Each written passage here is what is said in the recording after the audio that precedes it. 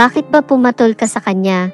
Hindi mo ba naisip na maaring malaman ito ng anak mo at kumalat ang video na maging dahilan ng pagkakatanggal mo bilang guro at kahihiyan na maidudulot nito sa pamilya mo? Dahil halos 2 taon ka na noon nawala dito ay sabik na ako sa yakap ng isang lalaki. Sorry talaga. Dahil natukso ako ng gabing iyon, nasaktan nga ako ng unang gawin sa akin ni Nugnog iyon dahil kilala mo naman siya, diba? Malaking tao, saka matangkad na namanan niya sa kanyang ama, pero dahil sasabik nga ako sa'yo, kahit masakit ay pinilit ko talaga at sinabi ko kay Nugnog na okay lang kahit mapunit dahil maghilom naman yan at sigurado bago ka pa bumalik ay tiyak na magaling na ang sugat at hindi mo na mahahalata. Welcome sa Kwentong Masarap. Kung ikaw ay bago lamang na napadpad sa ating channel at nais mo ng ganitong mga content, huwag kalimutan mag-subscribe, mag-like at share ang ating mga videos. Maaari rin kayong mag-comment sa ating comment section. If meron naman kayong mga story na tulad nito, maaari ninyong isend sa ating email account na nakalagay sa ating description. Ngunit kung sa iyong palagay ay hindi nararapat sa iyo ang temang ito, huwag na lamang pong manood at scroll down na lamang. Maraming salamat. Ano naman yan pinagkakaabalahan mo dyan, ang aga pa? Sabi ko kay Romel, nakasama ko dito sa flat at kasama ko rin sa aking trabaho bilang welder dito sa Saudi. Bago batang-bata ang babae. Mukhang walang karanasan. Sabay pakita ng cellphone nito sa akin. Updated kasi ito sa lahat ng sex scandal. Sa katunayan, may gist pa ito na puro scandal ang laman at kung sino ang may bago ay sinisend nila at lahat ay nakakapanood.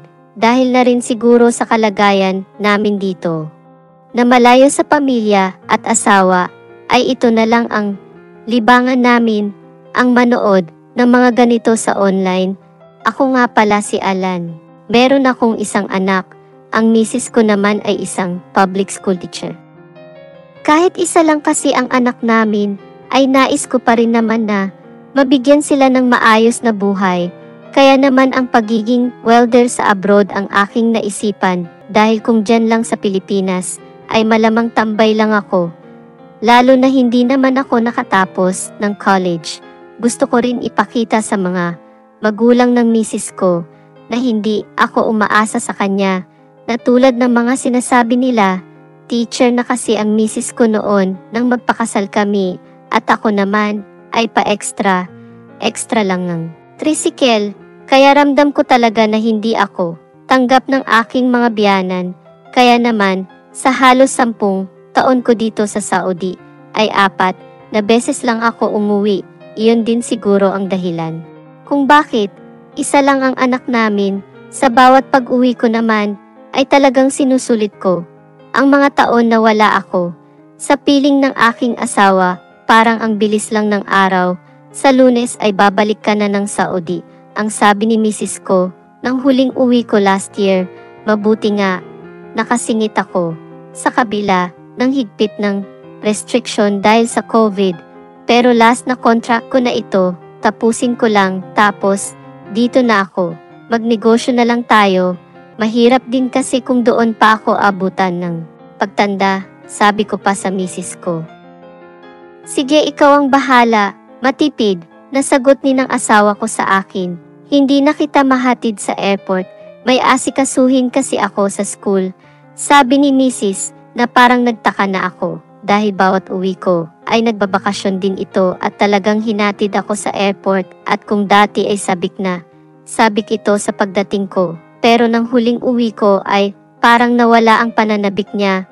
Pero inunawa ko na lang ito dahil siguro maghahanda na sila sa pasukan dahil makalipas ang halos 2 taon na online classes. Ngayon lang sila mag face-to-face classes. Kaya naman, pagbalik ko ng Saudi ay balik ulit sa ganun buhay, trabaho sa araw, pagdating gabi ay manood ng TV o kaya sa mga online. Minsan ka-chat ko misis ko at anak ko. Ganun lang ang buhay ko dito, na paulit-ulit, dahil bawal ang alak dito. At kung meron man, ay napakamahal, pero hindi ko rin ito sinubukan. dahil sa takot ko rin na makulong at paghihinayang sa pera. Kaya nga ang mga for adults na sites lang ang madalas na libangan namin ni Romel at ang GC niya na halos araw-araw ay may bagong upload. Kaya iyon na lang ang halos libangan namin dito sa pangungulila sa mga asawa namin. Pero may isang araw na halos kumuho ang mundo ko at magpahanggang sa ngayon ay dala-dala ko ang sama ng loob. Halos hindi ako makapaniwala na magagawa ng misis ko iyon dahil alam ko na may pangalan.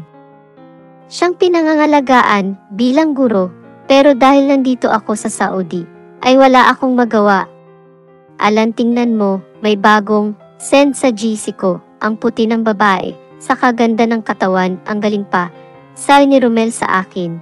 Habang nagbibihis kami para pumasok sa trabaho, mamaya na, nagmamadali na tayo, send mo na lang sa akin, para tingnan ko mamaya, sabi ko pa kay Romel. Kaya naman, naggayak na, kami na umalis, dahil dumating na ang sundo namin.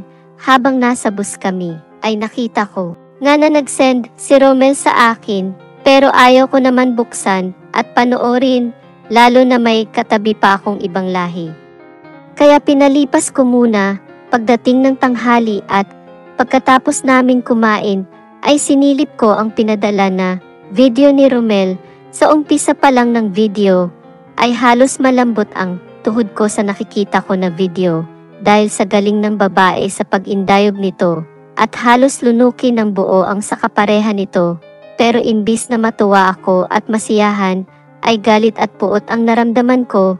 Hindi ako puding magkamali, dahil ang babae sa video ay ang misis ko, ang asawa ko, na iginagalang ko. Hindi lang dahil sa propesyon niya, kung hindi dahil ina siya ng anak ko, at misis ko siya.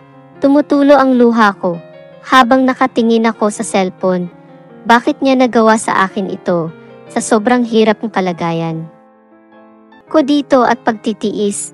Siya pala ay maligaya sa kandungan ng iba, at ang pinakamasakit pa nito, ay sa loob ito ng kwarto namin nangyayari. Hindi ako pwedeng magkamali na ginawa ang video pagkatapos na makaalis ako, dahil kitang-kita ko ang kalendaryo na idinikit ko sa dingding namin at binilugan ko ang araw ng pagbalik ko ng Saudi. Alan, napanood mo na ba ang video? Ang galing, ang tibay ng babae. Teacher daw kasi sa talaga yun. Hindi ko pa nakita, mamaya ko na panoorin, sagot ko kay Romel, dahil baka mahalata niya na umiiyak ako. Alam mo, pag uwi ko ng Pilipinas, hahanapin ko yun si Maam, at yung kalahating oras niya ay gagawin kong 1 oras hanggang magsawa siya. Dagdag pa ni Romel na halos tumusok sa dibdib ko ang sakit.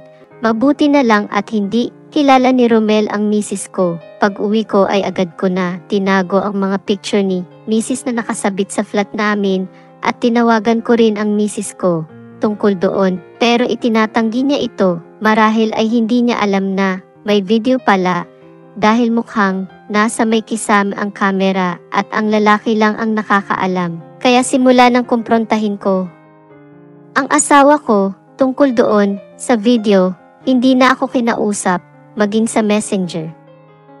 Gusto ko man sanang post online at isiwalat na may lalaki ang asawa ko, pero alam ko na kasama ako sa kahihiyan na maidudulot nito, dahil asawa ko siya at dala-dala niya ang apelyido ko.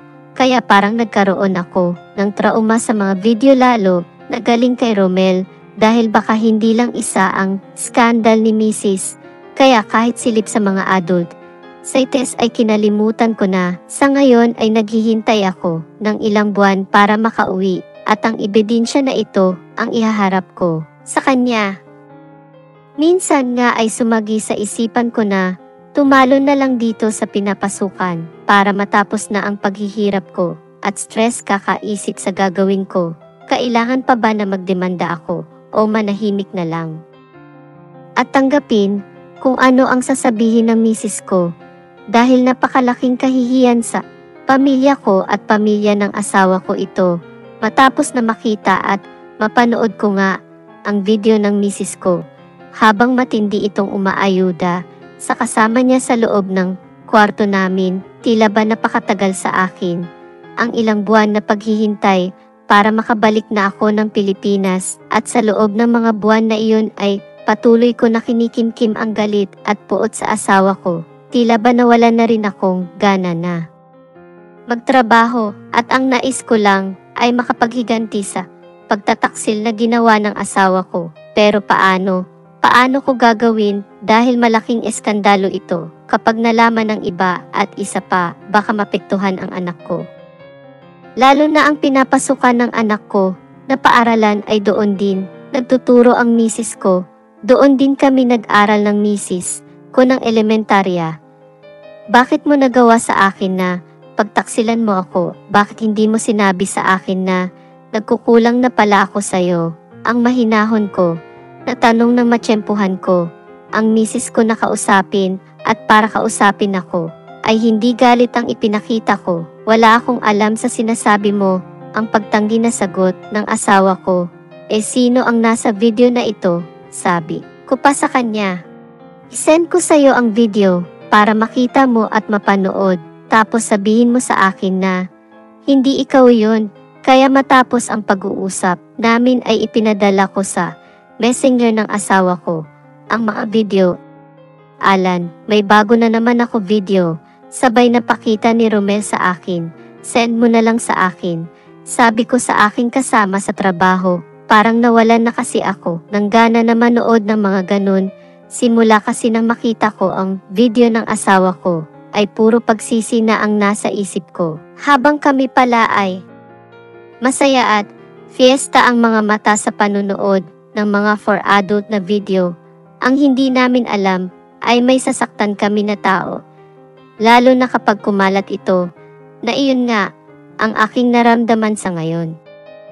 Habang nag-uunahan ang mga kasama ko sa trabaho na panoorin ang video ni Mrs., ako naman ay lihim na nasasaktan at hindi makakibo dahil ayaw ko na malaman nila na kilala ko ang babaeng pinapanood nila.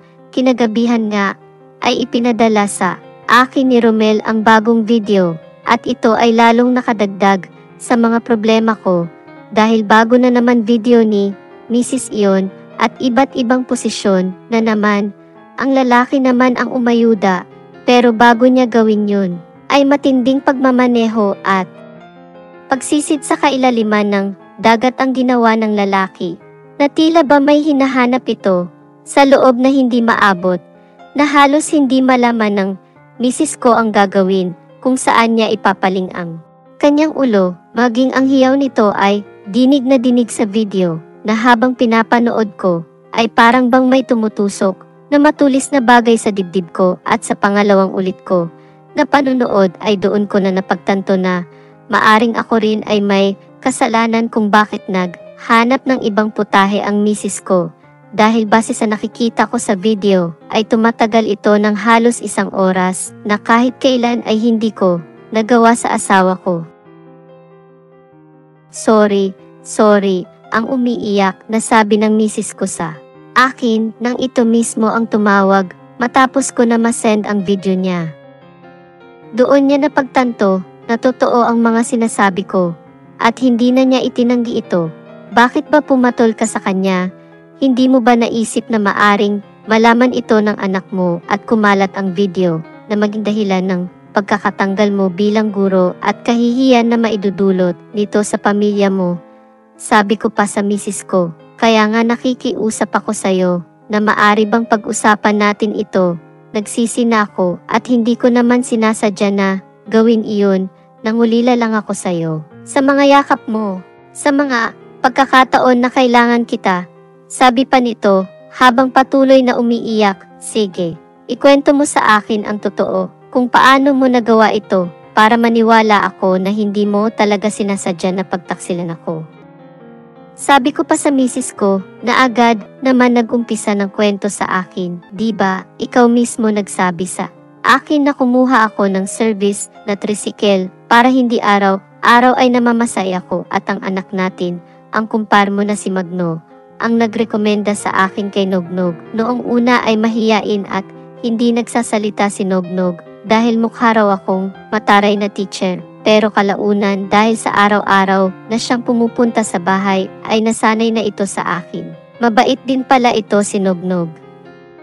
Kahit na may halong African-American ang lahi niya, noong unang alis mo, papunta dyan sa Saudi, ay nalungkot talaga ako ng husto. Lalo na ang unang 3 buwan, kaya madalas ako na tumatawag sa'yo noon, pero dahil kay Nognog, kay kahit paano, ay nalilibang ako. Palakwento kasi ito at panay ang jokes. Kaya naman minsan, lalo na sa gabi dahil kami na ang huling hatid niya, dito ko na pinapakain ng hapunan si Nognog. Bago siya umuwi na pinagpapasalamat naman niya, kaya lang may isang hapon na sinundo niya ako sa school at inabutan kami ng malakas na ulan na kahit na nasa loob ako ng tricycle ay nabasa pa rin ako. Kaya naman pagdating sa bahay natin, pinapasok ko si Nognog at pinagbihis ko muna ng mga lumang damit mo para hindi ginawin at ako ay agad na rin nagbihis, pero hanggang sa umabot ng alas 7 ng gabi, hindi na tumila ang ulan dahil bagyo na pala iyon. Mabuti na lang ang anak natin ay nandoon kina mama dahil alam mo naman dito sa bahay kapag may bagyo at malakas na ulan ay binabaha, kaya hindi ko muna pinauwi si Nognog para magpatulong. Ako na magbuhat ng mga gamit.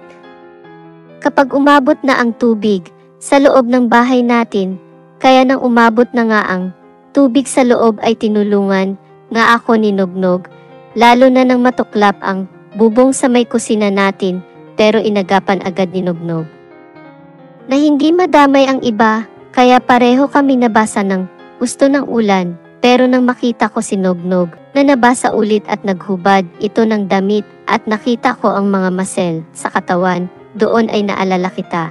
Dahil halos 2 taon ka na noon nawala dito ay sabik na ako sa yakap ng isang lalaki. Kaya nang makita ako ni Nognog na nabasa na din at giniginaw ay niyakap niya ako.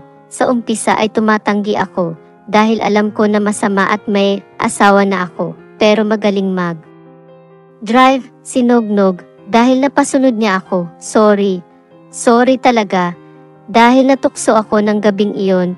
Dahil sa pangungulila ko sa'yo, nasaktan nga ako ng unang gawin sa akin ni Nognog iyon dahil kilala mo naman siya, diba? Malaking tao, saka matangkad na namanan niya sa kanyang ama, pero dahil sasabik nga ako sa'yo, kahit masakit ay pinilit ko talaga at sinabi ko kay Nognog na okay lang kahit mapunit dahil maghilom naman yan at sigurado bago ka pa bumalik ay tiyak na magaling na ang sugat at hindi mo na mahahalata. Patawarin mo ako, natukso lang talaga ako sa lalabis na pagka-miss ko sa'yo. Ang patuloy na kwento sa akin ng misis ko at pagkukubinsi na hindi niya sinasadya. Bakit humantong sa maraming beses nangyari ito, tanong ko ulit sa misis ko. Kasi hindi ko na matanggihan si Nognog. Napakagaling niya, saka nasanay na ako sa bawat hatid sundo niya sa akin sa school. At sa bawat hatid niya ay doon ko na siya pinapatulog sa bahay para siya muna ang magpaligaya sa akin. Habang wala ka pa at hindi ko alam kung bakit, lagi ko nang hinahanap-hanap si Nognog at gumagaan ang pakiramdam ko pagkatapos nasanay na ako sa kanya sa lahat ng ginagawa niya na hindi mo naman kayang gawin. Gusto ko palagi akong inaangkin ni Nognog. Iyan ang totoo.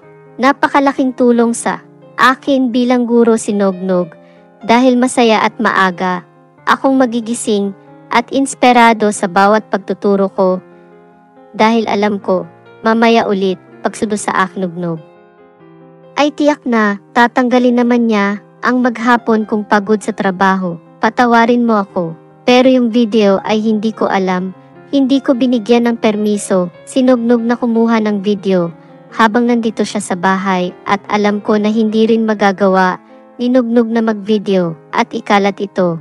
Sorry talaga, pakiusap, sana ay maunawaan mo ako. May pagkukulang ka rin kasi, lalo ng huling uwi mo, dahil hindi man lang ako nasiyahan sa ginawa mo. Kaya nga noong umaga na pumunta ako ng palengke, pagkadating mo, dumaan muna ako kina Nognog dahil nakulangan ako sa ginawa mo. Sabi pa sa kwento ng misis ko, na habang nagsasalita ito, ay patuloy ang pagluha ko, ang sakit pa rin. Dahil kahit pala, nandoon ako, ay nakikipagkita pa rin siya kay Nognog at parang lumalabas sa kwento niya na kasalanan ko pa dahil mag-abroad ako, kaya naghanap siya ng kalinga ng iba na natagpuan niya sa tricycle driver. Ano-ano pa ba ang mga ginagawa ninyo ni Nognog? Tanong ko pa ulit sa misis ko. Ikukwento ko sa'yo lahat, basta wag ka lang magagalit sa akin at ikalat ang video dahil pareho natin kahihiyan yon, kondisyon pa ng misis ko sa akin. Pero kung ang akala niya na madali lang niya akong mauuto, ay nagkakamali sila dahil habang nandito ako sa Saudi, ay ito lang ang magagawa ko para mag-ipon ng mga ebidensya laban sa kanya dahil lahat ng usapan namin at kwento niya ay nirecord ko mula umpisa hanggang dulo. Sige, mamaya na naman ako magkwento dahil pupunta si Nognog mamaya. Kung gusto mo, magseset ako ng camera para makita mo ang gagawin ni Nognog sa akin. Sabi pa nito na lalong nagpasama ng loob ko. Ang sakit isipin na mamaya lang ay magkasama na naman sila at muli na naman siyang bibirahin ng negro.